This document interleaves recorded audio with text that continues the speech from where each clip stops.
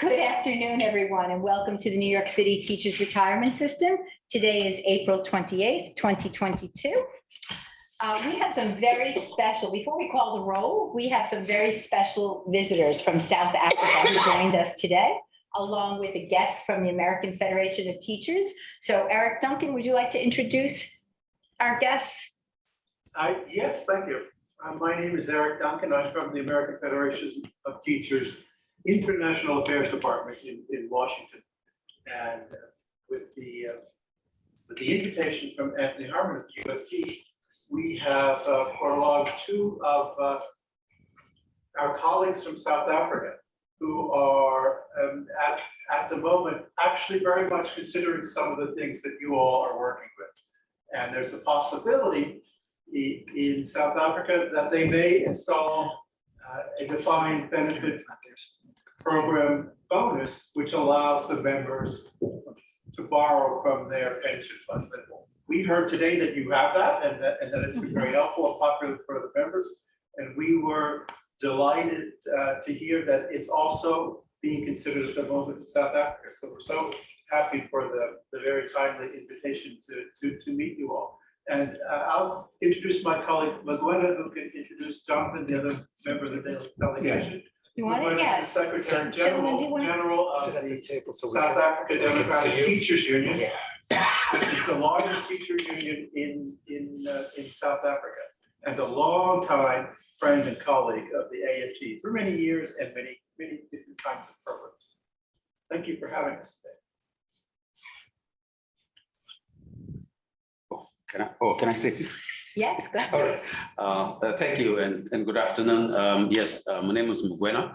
I'm with Jonathan Braston. He says that he has family members here in the United States, the Rastins. So, and we are together with the other 4 colleagues who are still concluding some business. They were supposed to be here, but because we have got a collaboration program with the New Jersey, we're working on that, so they've gone to complete that. So we want to apologize on their behalf, but on behalf of South African teachers and all our members, we want to thank you for this opportunity for us to be coming to the building of the TRS.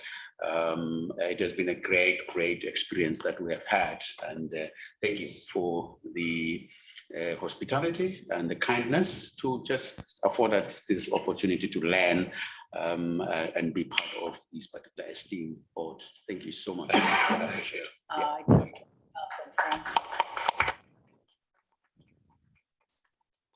Okay, and now Patricia, will you do the roll, please? Thomas Brown. Here. Good afternoon. Russell Buckley. Good afternoon. Present. Allison Hirsch. Present. David Kazansky. Present. Phil Dukes. Present. And Deborah Penny. I am present. We have a quorum.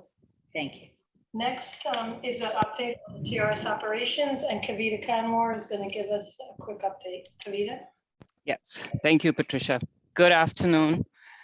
TRS has calculated the required minimum distribution amounts for nearly 36,000 TDA participants who must receive a distribution for 2022.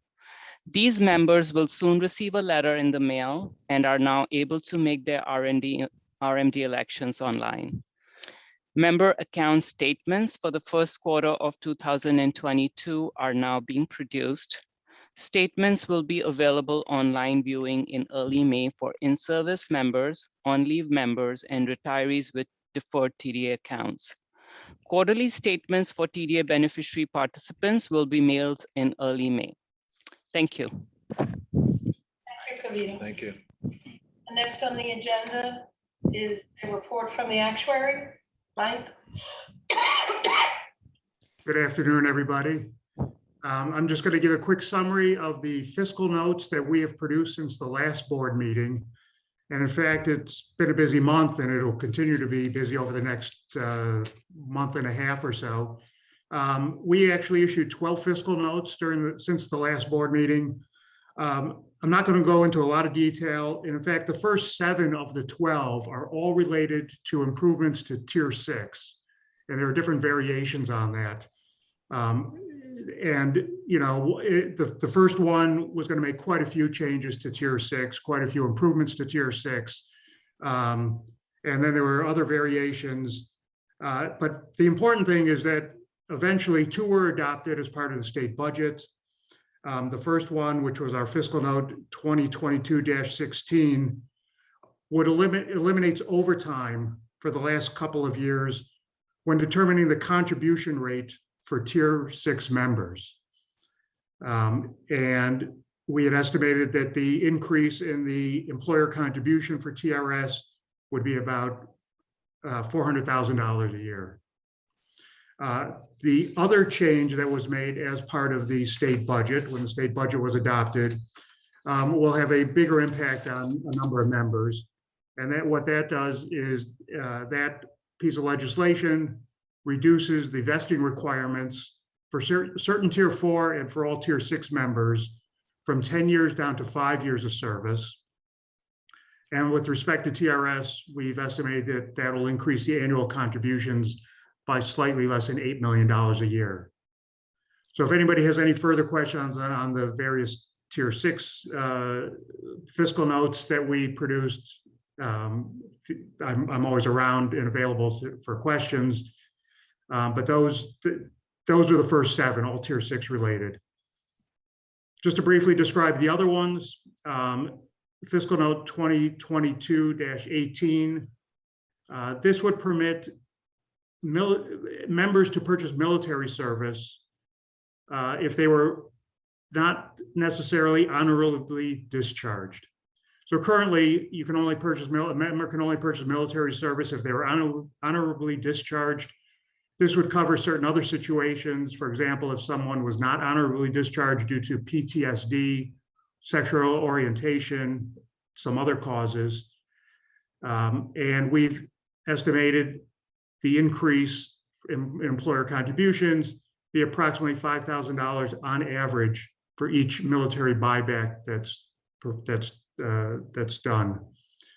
The next fiscal note we produced, as you may remember, Chapter 41 of 2016 allowed members to purchase military service for periods that previously were not covered by the RSSL. What this proposed legislation would do would allow those that were retired at that time, back in 2016, to get credit for military service that is now covered for active members, but is not covered for retired members. And they would, if a retiree does purchase this past service, they would get an increase of their pension. And we've estimated that with respect to TRS, it would be a one-time increase of about slightly under $1 million a year. I'm sorry, slightly less than $1 million. The next one, as you know, a couple of years ago, there was a COVID accidental death benefit adopted, so that if someone had come to work, contracted COVID and died in certain situations, they'd be eligible for an accidental death benefit. That was extended once to the end of 2022. This legislation would extend it 2 more years to 2024. And we've estimated the cost for that to be approximately $37,000 on average per year for each occurrence of death due to this COVID. The next one would reduce the age of eligibility for cost of living adjustment. Currently, to be eligible for COLA, you have to be age 55 and have been retired for 10 years, or age 62 and retired for 5 years. This would reduce the eligibility so that if you were age 55 and had been retired for 5 years, you'd be eligible for COLA. And we've estimated that the first year annual employer contribution would be about $30 million for TRS. Finally, there was a fiscal note produced for an individual who would like to have his retirement. It's a pensioner who's been receiving pension for a while, would like to have his final average salary revised to include his lump sum payment for accumulated vacation in the calculation of his final average salary. We've estimated the cost for this would be approximately $270,000. So again, the only two that have been adopted to date are the two COVID Tier 4 ones that I mentioned. And I'm available again if there's any other questions on these, either now or at any other time. And that's my presentation for today. Mike, I just want to thank you and your team for an amazing, amazing job that you're doing. All of those fiscal notes in record time, just wonderful. Thank you so much for the work that you do. Very welcome. Thanks, Deborah. Thank you. Next is the executive director's report. And the first topic is the next meeting, and it has been suggested that the next regular meeting of the Teachers Retirement Board be held on the third Thursday of the month, May 19th, 2022. Next on the direct EDR is a resolution, variable annuity program investment policy statement.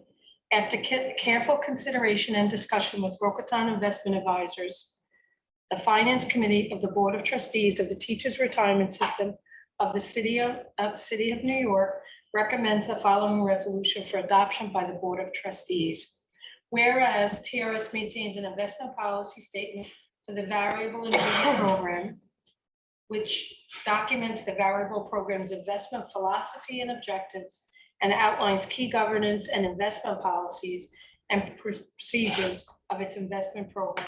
And whereas, as part of the routine review of the IPS, Rokutan and TRS investment staff have reviewed the IPS for form and content and have drafted an amended IPS incorporating their recommendations.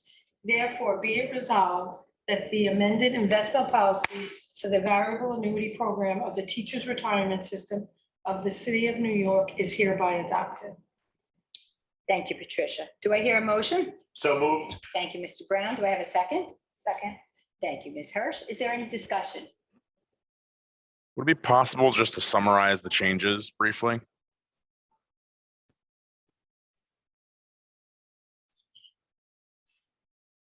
That's my Okay, I can try. Okay, this is Susan. I can try, and Robin, please jump in. The changes, I mean, 2.5 years ago, we did a full-scale redo of the variable fund IPS. So this was more of a cleanup job of little things that had changed or whatever. I would say the biggest change was we took away any reference to the defensive composite, because obviously we don't have that anymore, right? There was some, I mean, I don't know if you would want to call them extensive, but not small changes to the benchmarks and the details of the benchmarks. And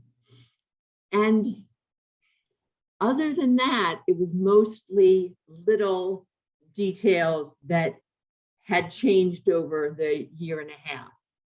I don't know, does Robin, do you have anything? Did I miss anything of significance?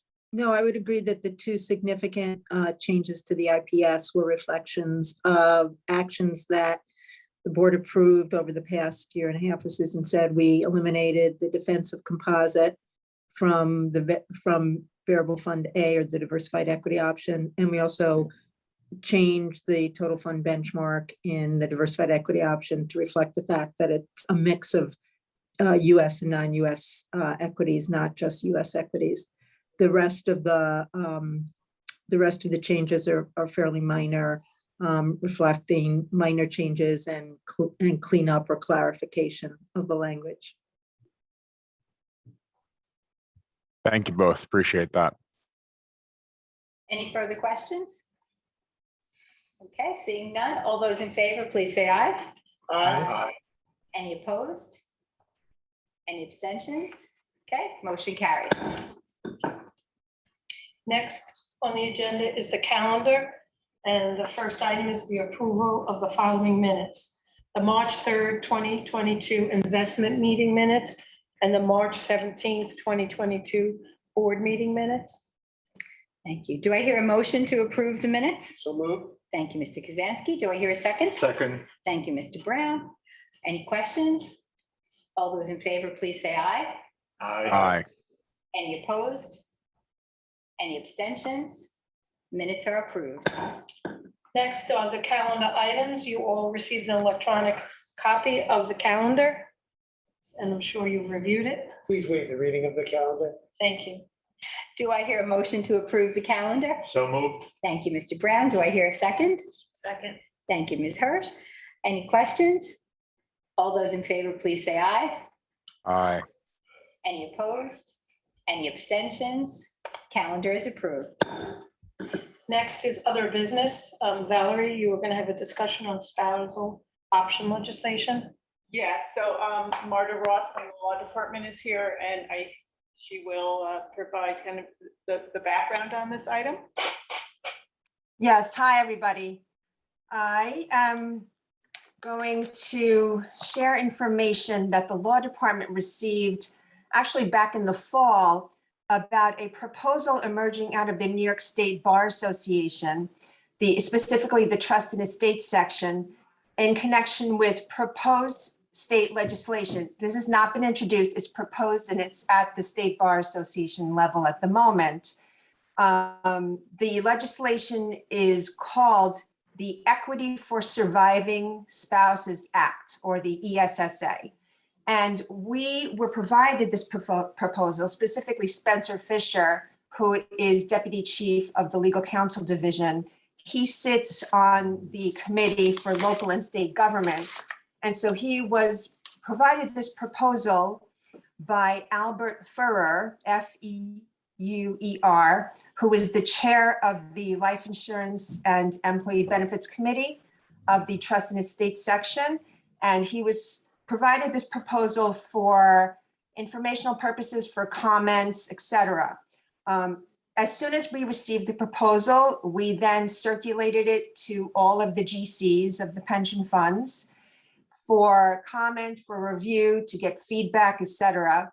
And so we've been periodically meeting with the GCs of the funds to gauge a sense of if the funds, what they think about the proposal, what the general sense is. But on a high level basis, what this proposal does is that it would require all of the New York State and the New York City defined benefit plans to change the default retirement benefit from a single life annuity to a joint and 50% survivor annuity, with the member's spouse having the survivor annuity. It would also require that at least 50% of the pre-retirement death benefit, which is generally a lump sum payment, be paid to the member's spouse.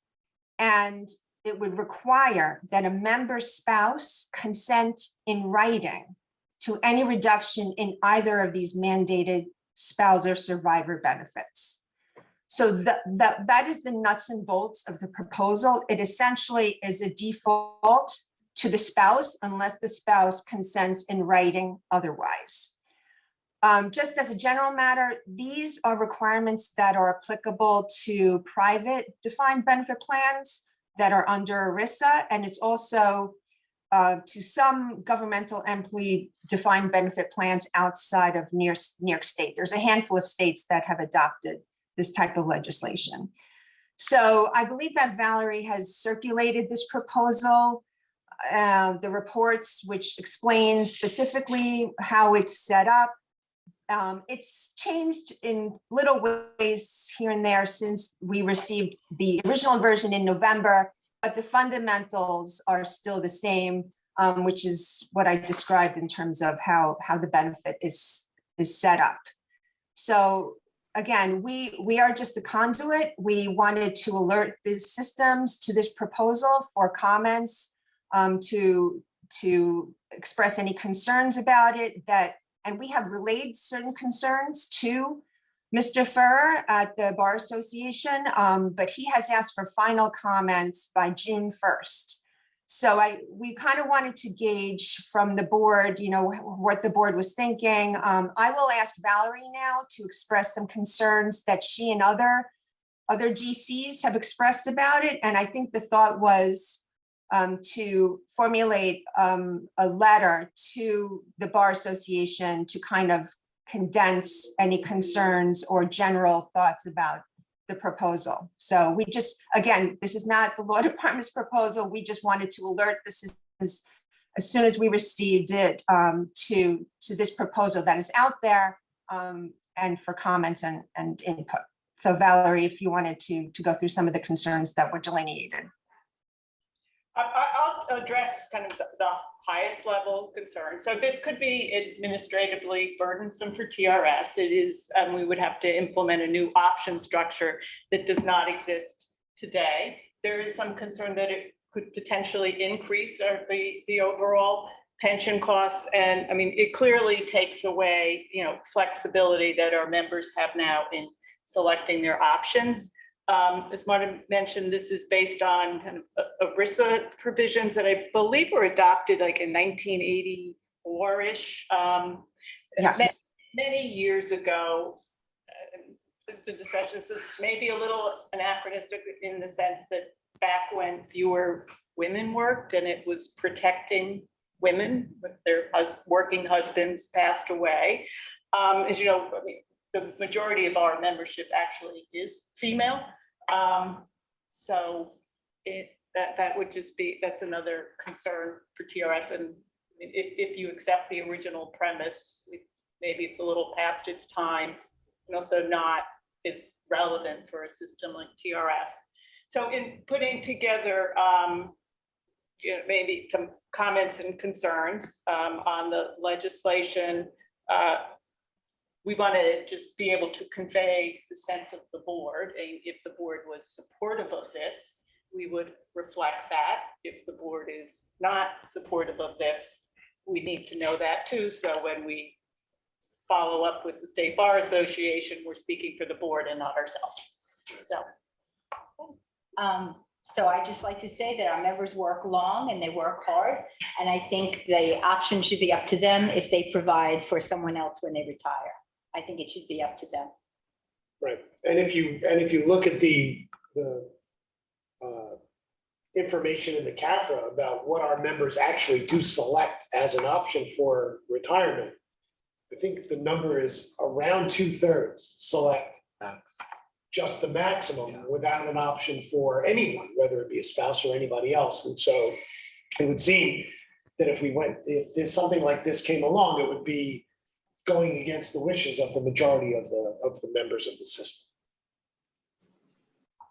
I believe our members like the ability to choose whom they're going to leave a benefit to. That's their personal choice. Why are we getting involved in someone's personal choice? Whether to leave a benefit or not to leave a benefit, whether to take maximum or not to take maximum, whether to take a 50% option or a 25% option. To take a 5-year certain or a 10-year certain. You give them the choices. And I believe our members are smart and savvy enough to choose whatever suits them. I would also say, before Marta's heard me say this now, like 4 other boards, the idea of giving a spouse the authority to have to sign off on any change the member wants is sort of offensive. Like, imagine you have kids from a prior marriage and you want to leave your retirement to your children, you would need your current spouse to sign off, and often if you're in an abusive relationship, right? Like, that's just a really problematic. Totally agree. I'll fix what's not broke. I think you have our feelings. All right, I will work with Valerie then to formulate a response along with the other systems. Thank you. Thank you, Marta. Thank you. Thank you. Okay, so next on the agenda is a TRS presentation called Key Security Control, and Tatiana Pizzoli is gonna give us that presentation. Tatiana?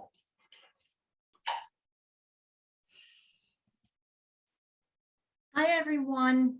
I'm Tatiana Pizzoli, and I am a Chief Information Security Officer. Today, I will be talking about very important information security control. So what is it? You probably noticed that the title of the presentation is not complete. Key security control is, let's find a missing piece together.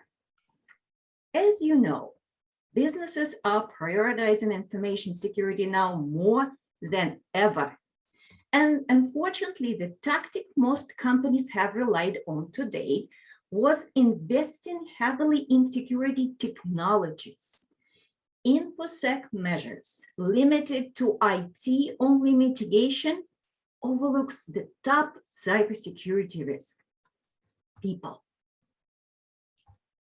Several years ago, cyber criminals were focusing on infrastructure or application gaps to get into companies' network.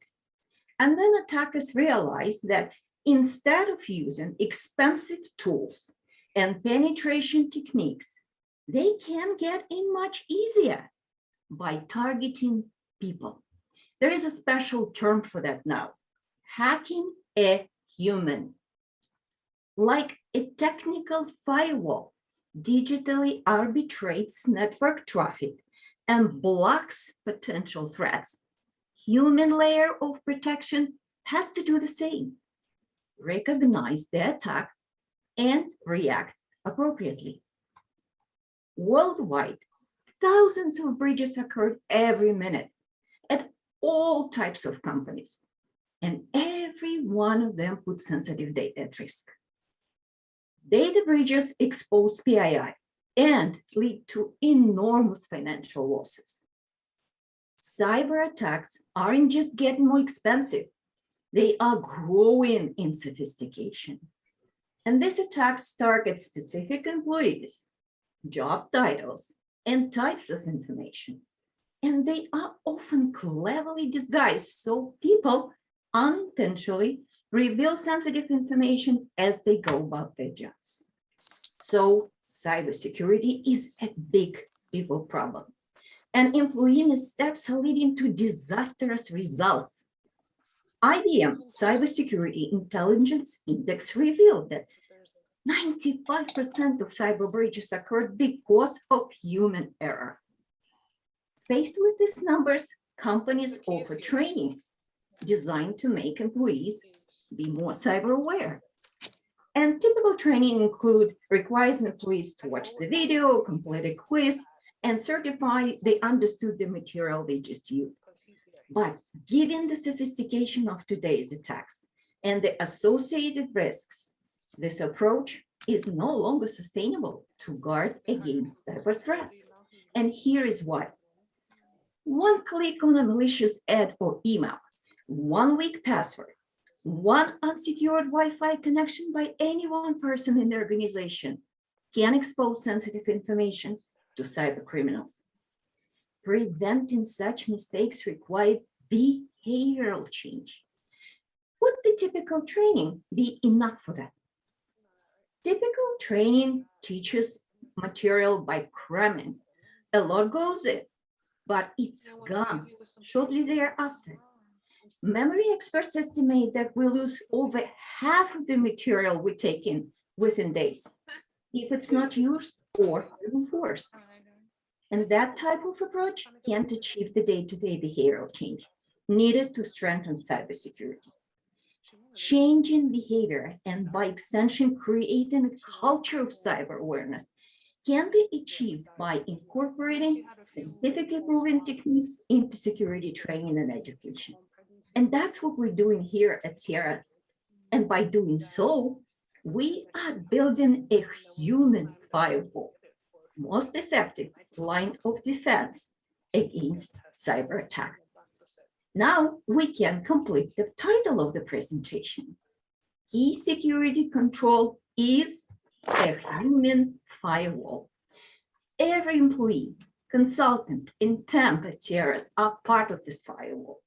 They are trained, equipped, and empowered. Let's take a look at TRS awareness and training program components to get a better understanding of what we are doing to develop a security-minded workforce.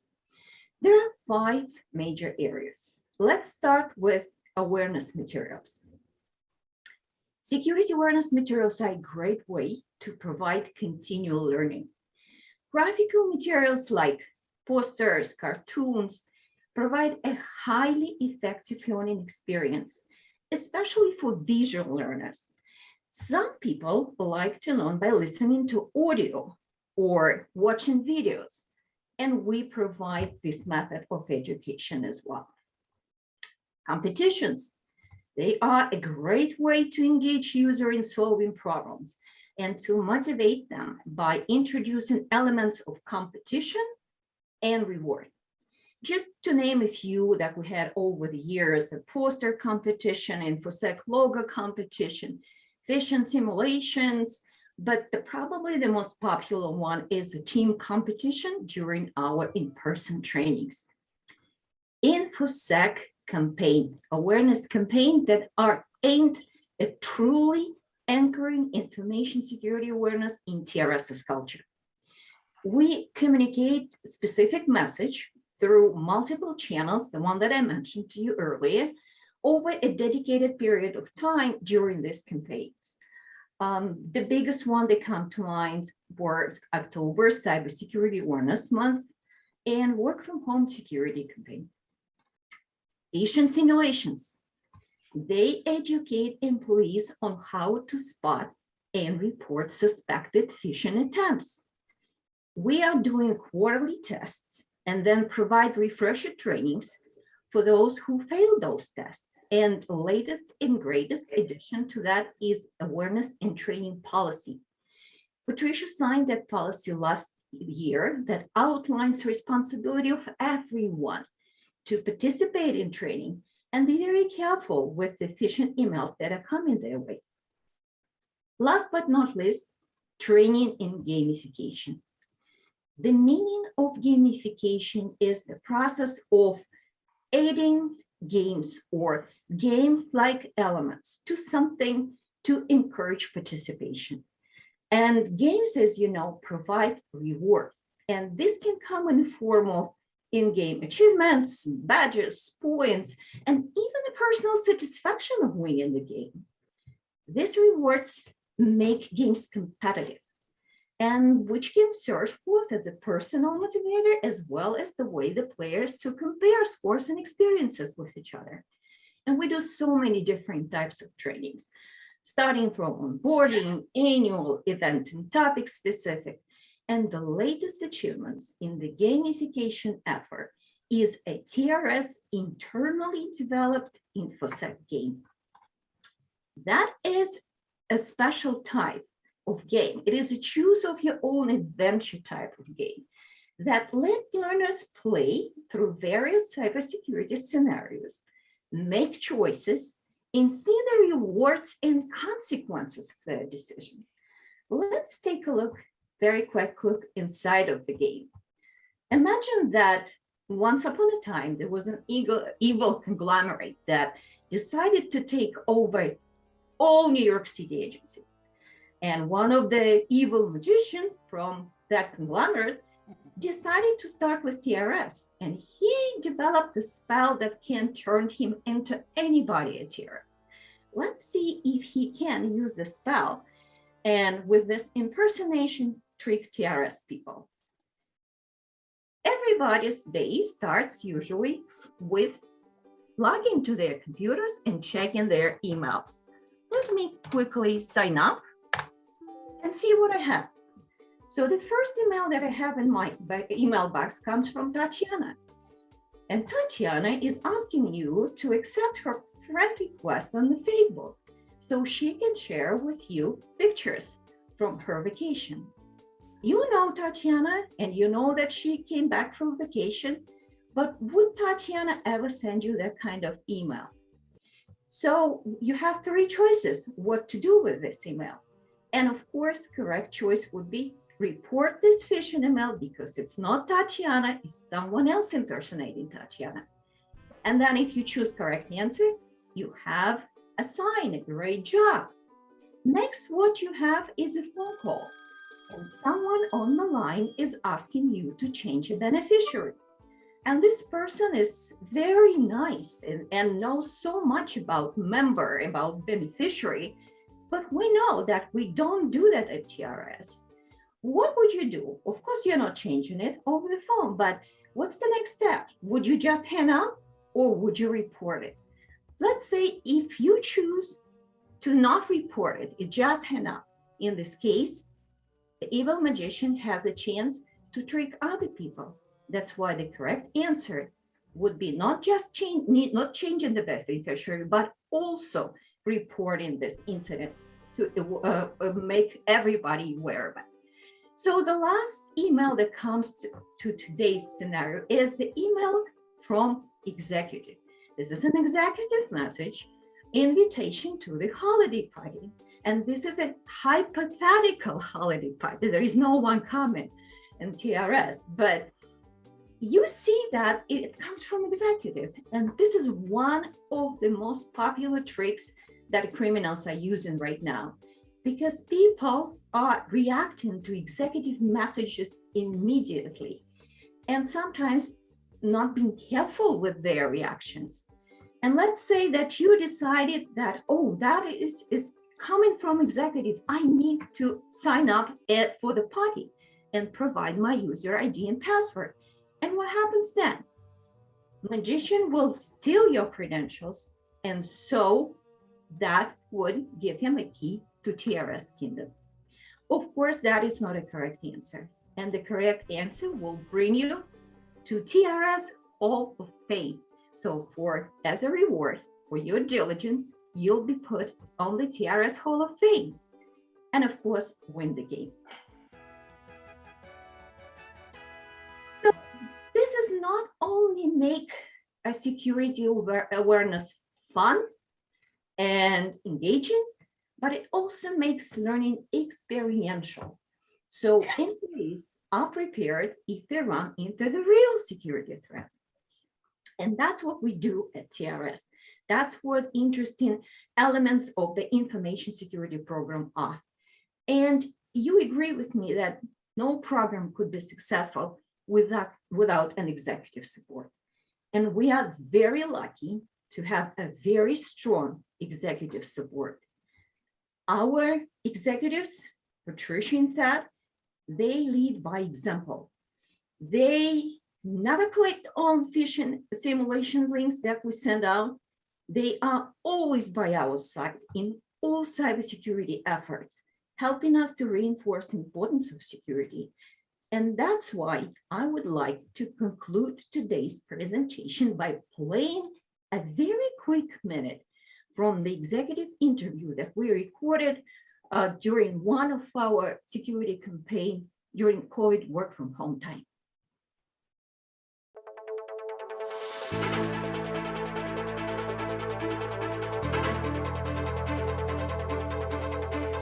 Hello, everyone. I am Timothy Watt, one of the information security college aides working in the risk management department. I'm here with our executive director, Patricia Riley, to ask her a few questions about information security and phishing. Thank you for finding time to speak with me today, Patricia. And as I'm sure you know, even well-known and well-regarded companies aren't immune from cyber attacks and the resulting consequences. TRS's information security program, or the InfoSec program as we call it, was established to protect physical and financial resources, our reputation, our employees, and our members from information security related risks. And Patricia, you became a sponsor of TRS's information security program from the very beginning. Why did you volunteer to become a sponsor? Well, protecting data and information is vital for any business. So protecting TRS information is essential for our success and the reputation of our agency. I volunteered to be a sponsor of the InfoSec program because it is so important. As the head of TRS, I have to make sure that we take the necessary steps to make secure our data and our information. I am very proud to present today with our TRS Information Security Program achievements. And we are sharing our success at the national and local conferences, As a matter of fact, only last week I was invited to two conferences, to speak at two conferences, one local city conference this summer and another one national CISO forum in Miami in November this year. And we are sharing our experience with other local retirement systems as well as retirement systems nationwide. And we are happy to answer any questions of our partners and help them to succeed in their InfoSec efforts. So thank you for listening to me. And now I am ready to answer your questions if you have any. Any questions? Thank you, Tatiana. That was great. No, but Tatiana should make every presentation. Oh, thank you. I appreciate it. Great job, Tatiana. Thank you. Thank you, Tatiana. Thank you. Thank you. And that's all for our agenda. Okay. Yeah, do we have any questions or comments from the public? All right, so before we go into executive session, I want to thank our guests from the UFT, from the AFT, and from the national, so let me get this right. So the South African Democratic Teachers Union, we thank you so much for joining us, and it was a pleasure. And TRS, you made them feel welcome. I thank you for that as well. Okay. Thank you. Do I hear a motion to go into executive session? So moved. Thank you, Mr. Brown. Do I hear a second? Second. Thank you, Ms. Hirsch. Any questions? All those in favor say aye. Aye. Any opposed? Any abstentions? Okay, we're going over to executive session. Public session. Susan Stan, would you like to report out? You're mute, Susan. Susan, Susan, you're on mute. There we go. I made sure my camera was on, but I was muted. Anyway, in executive session, an investment-related resolution was approved. Thank you, Ms. Stang. Is there anything else? That's it. Okay, then let's try that again. Do I hear a motion to adjourn? So moved. Thank you, Mr. Kazansky. Do I hear a second? Second. Thank you, Ms. Hirsch. Any discussion? All those in favor, please say aye. Aye. Aye. Opposed? Abstentions? Yafa, you rock. Good job. Have a good day, everyone. Thank you. Thank you.